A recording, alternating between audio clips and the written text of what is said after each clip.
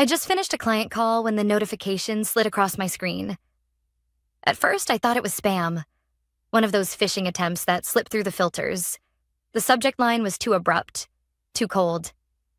Your role is redundant. Leave immediately. No greeting, no explanation, no signature even.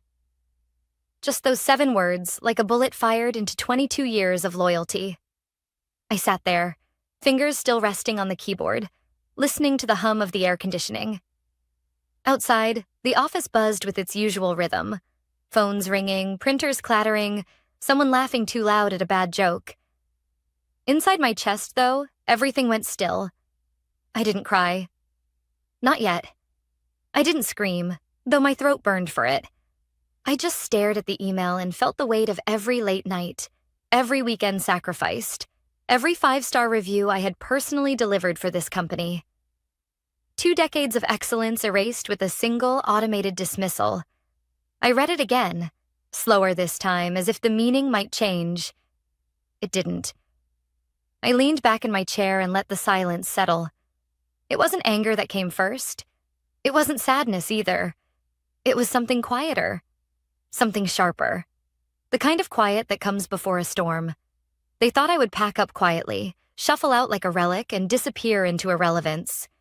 They thought they'd cut out a piece of furniture, not a human being. But I wasn't furniture, and I wasn't done. For 22 years, I had built the invisible spine of this company. I didn't just design the systems that made them efficient. I lived inside them, breathed them, protected them from collapse. What my boss never understood, what the board never cared to learn, was that all of it ran because of me. And only me. I stood up, smoothed my blouse, and walked to the restroom. The mirror met me with my own face. Lipstick still perfect, hair neat, expression unreadable. I held my own gaze until the shaking stopped. No breakdown, no begging. Not here. Not for them. Instead, I pulled out my phone, scrolled to a folder buried 6 levels deep, and tapped it open. Fail-safe protocol. No one knew about it, not even IT.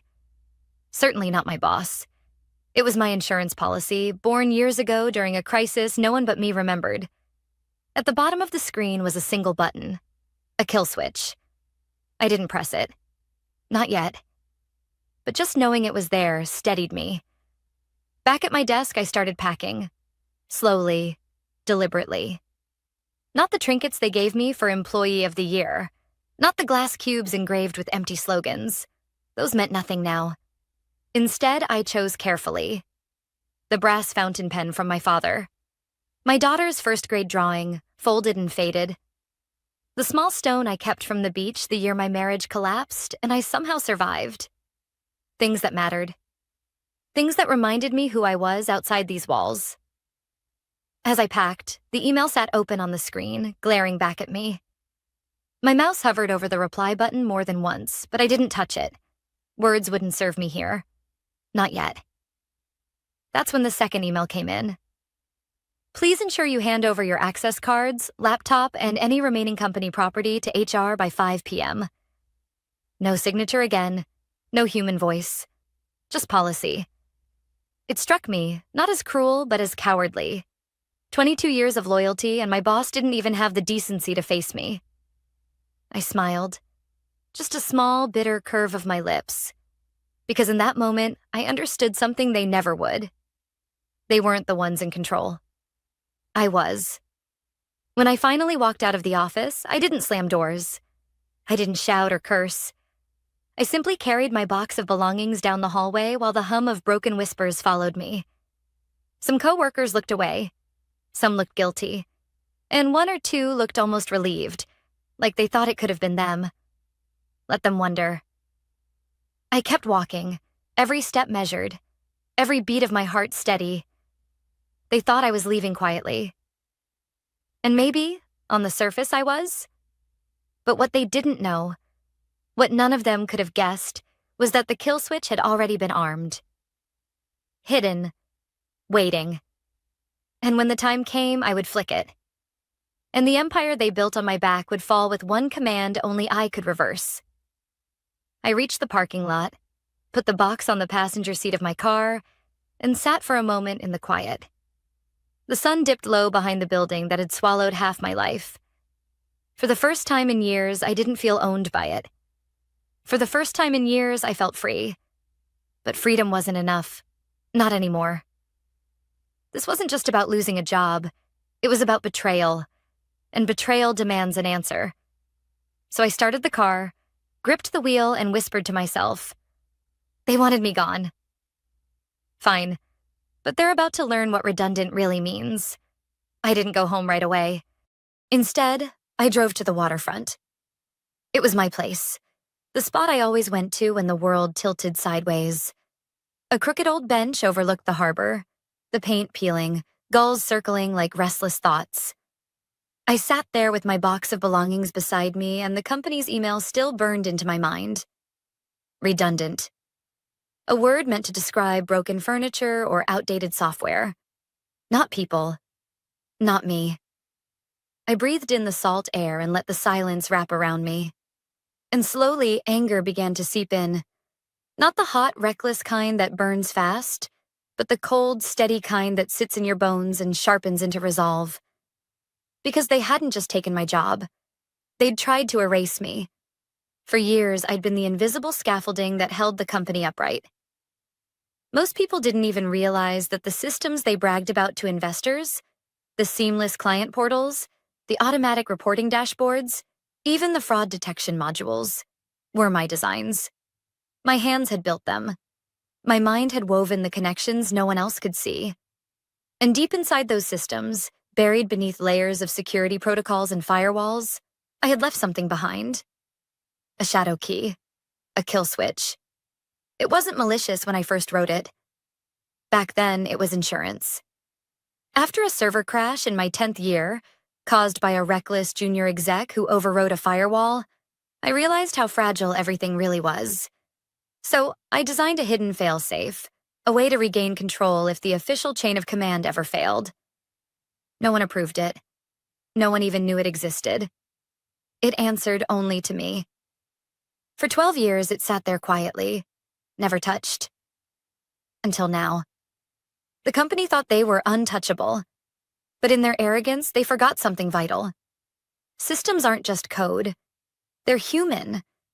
And I was the human they couldn't replace. I pulled out my laptop. The old one. The personal machine I never connected to their network. From a small encrypted drive, I opened the program. My hands hovered over the keys, steady, deliberate. It would have been easy to press enter right then, to watch their empire crumble in real time. But I didn't. Because I knew the weight of what I was about to do. This wasn't just some digital prank. This was years of contracts, clients, salaries, data, everything they relied on. And part of me wondered if I was ready to burn it all. Then I thought of the email. No phone call, no handshake. No thank you. Just redundant. After 22 years of loyalty, they had discarded me like a paper cup. My jaw tightened. Yes, I was ready. The first step wasn't dramatic. No alarms, no flashing red screens. Just a quiet command line window, plain white text on black. I entered the password, one I'd memorized years ago. A combination of my daughter's birth date and the initials of my father, the man who taught me how to survive in a world that often wanted me small. Access granted. 2 words that sent a shiver through me. I typed in the sequence slowly, deliberately. Initiate failsafe. The cursor blinked once, then a message appeared. Confirm Y or N. I pressed Y, and just like that, the pulse began. It started with the non-essential systems. Internal messaging, HR portals, calendar integrations. Within minutes, the first domino fell. Employees were logged out of their email accounts mid-conversation. Meetings vanished from calendars. Then came the bigger hits. Procurement servers froze, the analytics dashboard returned error codes, and automated invoices looped endlessly in draft mode. I pictured it in my mind, floor by floor, like lights shutting off in a skyscraper at dusk. And at the center of it all was Eric, my boss, the man who hadn't even signed his name to the email that ended my career. I imagined his panic when the first calls came in, his voice cracking as he barked orders he didn't understand, his hands fumbling with a system he never cared to learn. He would blame IT, then legal, then anyone but himself.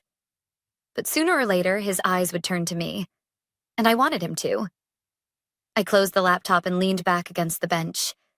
The gulls squawked overhead, oblivious. The harbor lights flickered on one by one as the sun dipped lower. For a moment, I felt the urge to call someone. My daughter, maybe, or an old friend. But what would I say? That I'd just crippled the company I'd spent half my life building? That revenge felt less like fire and more like clarity? Number. This wasn't a confession. This was a beginning. Because the kill switch wasn't just destruction. Built into it was another layer, one they'd never find. A hidden framework, a skeleton version of the system that belonged to me and only me.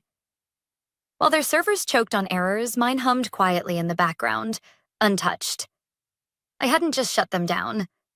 I had claimed my creation. As I packed up my laptop, I caught my reflection in the dark screen. My face looked the same as it had that morning, but something behind my eyes was different now. Not broken, not redundant. Awake. The phone in my pocket buzzed. First once, then again, then a flood of vibrations. I didn't need to check to know who it was. The company, my boss. Panic already spreading like wildfire. I smiled faintly. Let them sweat. For the first time in years, I wasn't on their clock anymore. Now, they were on mine. The first calls came within the hour. At first, I ignored them. Unknown numbers, company lines, legal, even Eric's personal cell. I let them ring out, one after another, until my phone was nothing but a restless hum on the table beside me. But then a message slipped through from an old colleague, Anna, the only one I trusted even a little. It was short. What did you do? The whole building is down. I read it twice. My hands didn't shake. I felt steady, as if I'd been waiting for this moment longer than I cared to admit. I didn't reply. Instead, I opened my laptop again and pulled up the diagnostics. I had designed the fail-safe like a tide. Silent, inevitable, impossible to stop once it began. The dashboards on their side would show chaos. Servers blinking offline, core applications timing out, financial databases returning error after error. But on my side, it was clean. Every process logged, every mirror intact. My private framework was running smoothly, and I realized something as I watched the little green bars tick along. I wasn't nervous anymore. For the first time in years, I wasn't waiting for someone else's approval. I wasn't anticipating Eric's smirk or the board's dismissive nods. I was free. But freedom doesn't come without consequences. By the next morning, the story had leaked outside the company walls. At first, it was just whispers on industry forums. Anyone else locked out of their client portal? Then a tweet from one of our vendors. Systems at Corp unresponsive. Urgent clarification needed. By noon, there were Reddit threads filled with screenshots of error messages. Speculation ran wild. Hackers, ransomware, a disgruntled employee. No one knew the truth, but everyone smelled blood. And Eric? He panicked. I didn't have to see him to know. I could picture it perfectly. The sweat on his brow, the twitch in his jaw, the way he barked at staff while fumbling for explanations he didn't have. He was good at one thing, pretending to be in control. But when the mask cracked, it shattered completely. Around 2 p.m, my phone buzzed again. This time, it wasn't a company number. It was Alicia, my former assistant. 26, underpaid, brilliant, and one of the few people who ever paid attention when I explained how things actually worked. Her message was careful. Eric's blaming IT. They're scrambling. Everyone knows it's bigger. Should I worry? I stared at the screen for a long moment. Alicia was smart. She would already suspect the truth. But she was also loyal. Maybe too loyal for her own good. I typed back one sentence. Don't get caught in his mess. Step back. Trust me. 3 dots blinked, then vanished. She didn't reply. That told me everything. By evening, the company issued a press release. We are currently undergoing a scheduled systems review. Clients may experience temporary disruptions. Scheduled disruptions. I almost laughed. The desperation dripped off every word. But beneath the amusement was something heavier, because this wasn't just about Eric. Hundreds of employees were now stuck, their work frozen. Clients were stranded, deals collapsing, money evaporating by the hour. And that's when the guilt crept in. Was I punishing the right people? Or had my quiet war already pulled innocence into the fire? I closed the laptop and rubbed my temples. Revenge always feels sharp in your mind. Clean, justified. But in practice, it's messy. Collateral damage bleeds into the picture whether you want it to or not. I thought about Anna, about Alicia, about the interns who'd whispered thank you after I shielded them from HR's nonsense. None of this was their fault. But they were caught in the storm just the same. That night, I couldn't sleep. I lay in bed staring at the ceiling, listening to the city outside. Somewhere out there, Eric was pacing in his glass office, snapping at staff, demanding answers no one could give him. And I realized something important. Eric wasn't the only one who had underestimated me. I had underestimated myself. For years, I thought I needed their validation, their promotions, their praise, their 5-star reviews. I bent myself into knots, proving my worth. But the moment they called me redundant, I finally saw the truth. I had been the foundation all along. They just hadn't noticed until it cracked. The next morning, I sat at my kitchen table with a cup of black coffee, the steam curling upward. My phone buzzed again. This time it was Eric himself. No caller ID, just his voice when I answered. Mia. His tone was sharp, brittle. I don't know what you think you're doing, but this is corporate sabotage. You'll be sued. You'll lose everything. Undo whatever you did, and maybe we can work something out. I listened in silence, letting him talk himself into circles. Then I finally said, calm and measured, "You fired me by email, Eric. You made me redundant. So I acted accordingly." He sputtered something about lawyers and consequences, but I cut him off. "You don't get it," I said softly. "This isn't about lawyers. It's about ownership. And you never owned what I built." I hung up before he could reply. The silence after was heavy, but it wasn't empty. It was mine. And as I sipped my coffee, I knew the cracks in their empire had only just begun to spread. Because the kill switch wasn't the end. It was the opening move. News doesn't spread in straight lines. It leaks, it trickles, it smears. By the time I finished my coffee the next day, the company's message had mutated 3 times. Scheduled maintenance, then a third-party vendor issue, then an unexpected anomaly. Each version contradicted the last.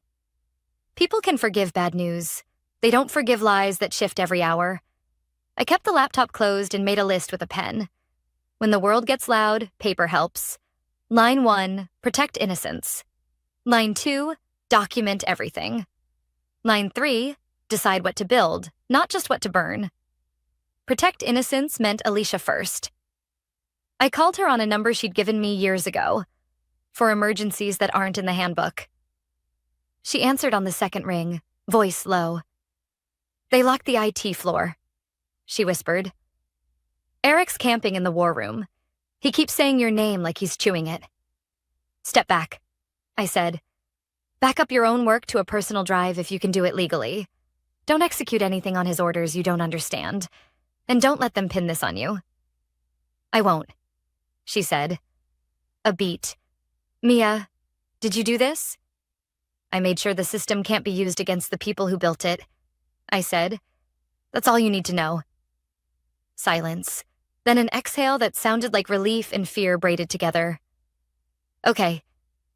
After we hung up, I opened the laptop. The diagnostics were steady. My skeleton framework clean, theirs choking on retrees. I toggled a setting I'd argued for years to implement publicly and was always denied. Client-side failover. It's not magic. It's discipline. I pushed a limited patch that allowed essential client data to sync to their local backups if they followed the instructions already in their contracts. No new access from my end, no data transfer, nothing that crossed a legal line. Just a green light for systems they already owned to do what they were designed to do. If they read the manuals I wrote, they'd manage. Most never did. But some would. That mattered. The next ripple hit the press. A small trade blog posted a story quoting an anonymous employee. "It's not ransomware. It's us." Minutes later, a video clip surfaced. Eric in the boardroom, collar askew, insisting the company had experienced a coordinated attack by a former staff member. He didn't say my name. He didn't have to. The comments wrote it for him. If she was redundant, why is everything broken? My phone buzzed with a number I recognized from a former client's personal cell. I let it ring twice, then answered. "Mia," a familiar voice said, strained but controlled. "We can't access the reconciliation portal. We have quarter end in 2 days. Can you—" He stopped himself. "I don't mean to put you in a bad position." "I can't touch their systems," I said. "But check Schedule D in your contract. Page 2 has your local failover instructions. If you follow them exactly, you'll stabilize the critical functions." He hesitated. "That document had your signature." "It had my work," I corrected. "That's better than my name." We ended the call with a promise I didn't say aloud. If he did the work, it would hold. I made a note. Inbound only, no solicitation. Whatever came next had to be clean. By late afternoon, Anna sent me a photo of a memo. Grainy, angled, clearly shot in a hurry. The title hit like a familiar bruise. Leadership Optimization. Sunsetting Legacy Roles. Names blacked out. Headings not. Prioritize reductions among over 45 cohort. Minimize severance via performance flags. It was the kind of document people swear doesn't exist. It always does. It just lives in folders with nicer names. "Where did you get this?" I asked. "Printer tray on 9, she wrote. "Someone hit print all and forgot the paper." I saved it with the rest. Voicemails from Eric. The emails with no signatures, my design notes, the version history that proved authorship. I wasn't naive about risk. What I'd done would invite lawyers, but I had lived a long time inside the rules and under the people who bent them. I knew which lines mattered and which were stage props. Near dusk, Alicia called again. "He tried to rehire your whole team," she said. "Double salaries, no one bit. The contractors are walking. Legal is splitting into factions." "Are you safe?" I asked. "For now." HR asked me to draft a statement blaming a third-party vendor. I refused. I told them I won't sign my name to a lie. I smiled despite myself. Good. "And Mia? If I didn't stay?" Her voice steadied. "If I left?" "I'd tell you to leave with your head high and your notes backed up," I said. "And I'd tell you to rest for a week before you decide anything permanent." Rest. The word felt ridiculous and necessary at once. When we hung up, I opened a folder on my desktop I hadn't touched in months. The name was plain. Harbor. Inside were the building blocks of what I'd never been allowed to propose. Clean architecture, modular, transparent, with client-side autonomy baked in and vendor lock-in legislated out. Not a product, not yet. A promise. I'd started it the night after a board meeting where Eric had called my design too principled to monetize. I remember laughing alone in my car at how that sentence contained its own indictment. I registered a domain. I paid for a mailbox. I messaged a lawyer I trusted, the only one who'd ever told me no to my face and meant it kindly. I asked for a consult about non-solicits and IP boundaries. I told her I wanted to build something that didn't require anyone to sign away their spine. Then I took a breath and did one more thing. I drafted a short message to 3 clients who had my personal number for emergencies. I didn't pitch. I didn't gloat. I wrote, "Check your contract's failover section. If you need help understanding it, I can walk you through the language as an independent consultant." That was it. Clean lines, no crossings. Guilt still flickered at the edges. People I cared about were caught in a net I'd thrown. I knew that. But I also knew I hadn't created the net.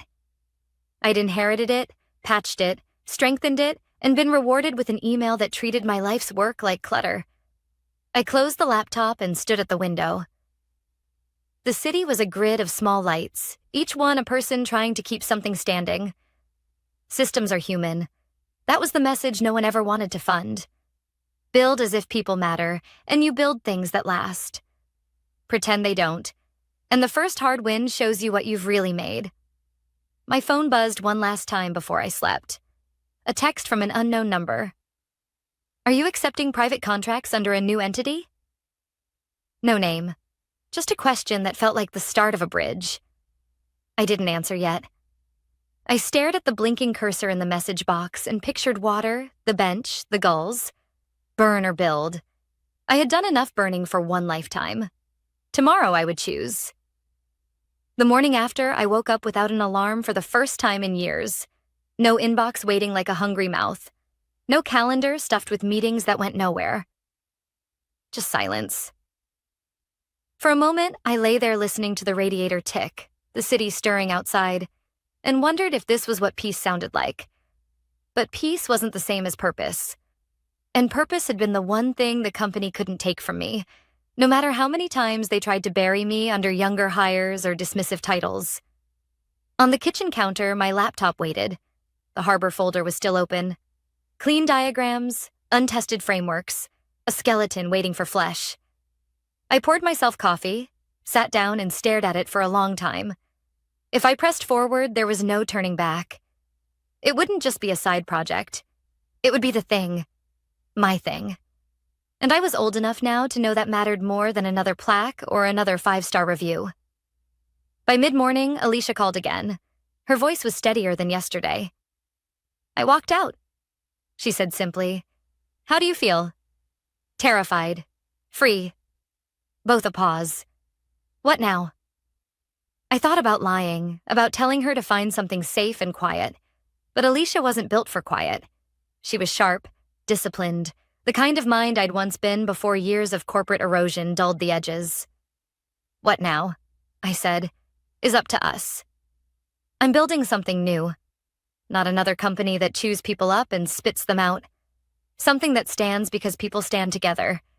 Do you want in? She didn't hesitate. Yes. That was the first brick. Word spread faster than I expected.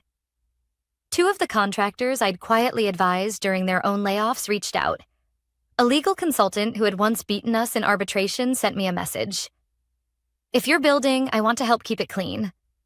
I didn't recruit. I didn't post job listings. People simply came. Not many, but enough. And every single one of them had scars. They weren't chasing prestige anymore. They wanted dignity. Meanwhile, Eric's empire collapsed in real time. Stock dipped, then plummeted. Clients jumped ship. The press unearthed that memo about sunsetting legacy roles, and the outrage practically wrote itself. Reporters tried calling me, but I declined every interview. I didn't need to explain myself. The truth was already written in their ruin. One evening, Anna sent me a clip of Eric on a live stream. He looked 10 years older in a week. His jaw was tight, his hair unkempt. A rogue employee has sabotaged us, he insisted, voice trembling. The comments tore him apart. If she was so redundant, why is everything broken? Sounds like you fired your backbone, genius. For once, I didn't feel vindication. Just pity, because Eric never understood what leadership meant. He thought it was control. But leadership, real leadership, is trust. And no one trusted him anymore. Weeks passed. Harbor grew quietly, carefully. We onboarded our first client, a mid-sized firm that had been burned too many times by vendors who treated them like numbers. We promised them transparency, not perfection. And when the system worked exactly as designed, clean, stable, resilient, they sent me a thank you note that simply read, "You made us feel human again." That one line meant more than 22 years of plaques ever had. Then came the hardest call of all. My daughter. She'd followed the news. Of course she had. She was old enough now to understand what redundancy meant, but young enough to still believe in fairness. "Mom," she asked carefully, "did you really shut them down?" I thought about lying, about protecting her from the messier truth. But then I remembered every bedtime story I'd told her about bravery and honesty. "Yes," I said. "I built their systems, and I stopped them from using them against people like me." There was a pause. Then, softly, "Good." My throat tightened. I didn't cry, but I felt something shift, like a weight I'd carried for years had finally lifted. Looking back, the email that ended my career was the cruelest kindness I'd ever received. If they hadn't forced me out, I might still be there, grinding myself into dust for people who saw me as a number on a balance sheet. Instead, I discovered what redundancy really meant. Not being unnecessary, but being irreplaceable in ways they never recognized. Eric tried to erase me. The board tried to erase me. But I wasn't gone. I was here, still building, still standing, and finally doing it on my own terms. One night, I returned to the waterfront bench where it all began. The kill switch, the decision, the silence. The gulls wheeled overhead, and the harbor lights shimmered on the water. I sat with a notebook, not a laptop, and wrote one sentence at the top of a blank page. Build as if people matter. That was the message. That was the blueprint. And as I closed the notebook and looked out over the water, I realized something I hadn't felt in years. I wasn't angry anymore. I wasn't redundant. I was free.